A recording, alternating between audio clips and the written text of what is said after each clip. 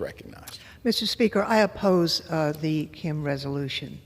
Now, had it just condemned violence and thanked the National Guard and the Marines who did not ask for this assignment, I think we'd all be on board. Instead, the resolution really is engaging in partisan games with misleading and inflammatory provisions.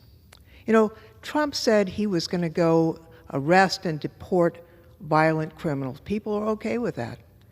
Instead, armed, masked ICE agents, some refusing to identify themselves, aggressively and in some cases even violently, took down day workers at Home Depot, busboys, gardeners, a union leader, and regular people in Los Angeles objected to that.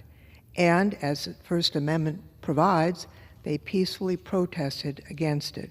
Unfortunately, there were some hooligans and rowdies who infiltrated that group, and they committed violent acts and vandalism, and for that, they should be prosecuted. They should be brought to justice and condemned, which we do. However, the resolution really creates a misleading picture of what happened. On the first page, it says, whereas these protests quickly escalated into violent riots across Los Angeles, where acts of arson, widespread looting, property destruction, lighting streets on fire. Well, the fact is that these demonstrations were largely confined to about a 10-block area of downtown Los Angeles. The police, LAPD, had the situation under control, and there's an elaborate system of mutual aid in California. Had they needed additional forces, it was readily available under mutual aid.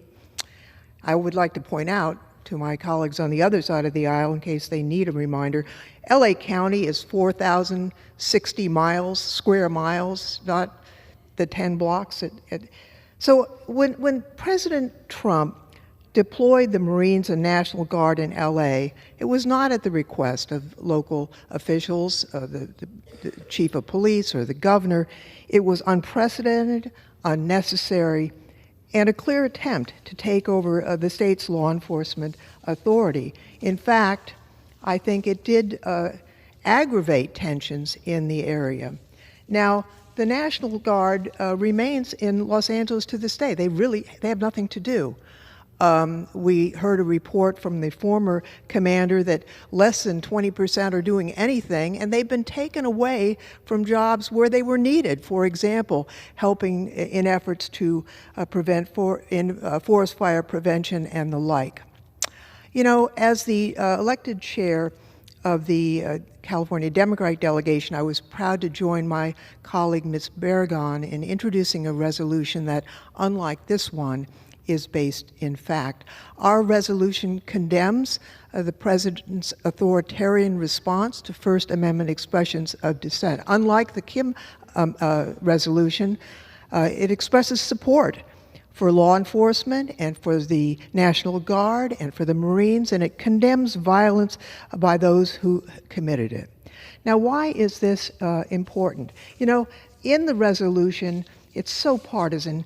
It says, whereas California's leadership has prioritized protecting illegal immigrants and violent individuals over United States citizens. That is absurd. That is insulting to our elected officials, but it's right in keeping with what the president has said. He has indicated publicly he intends to target cities and states that are democratically elected, that have Democrats elected in government.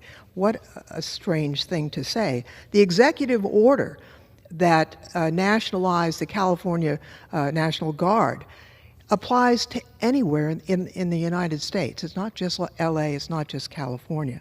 I think this resolution really, and false as it is serving as a predicate, as a foundation for the military to be used in places all over the United States at any pretext, so that the military can go in and assume civilian authority away from those who are democratically elected.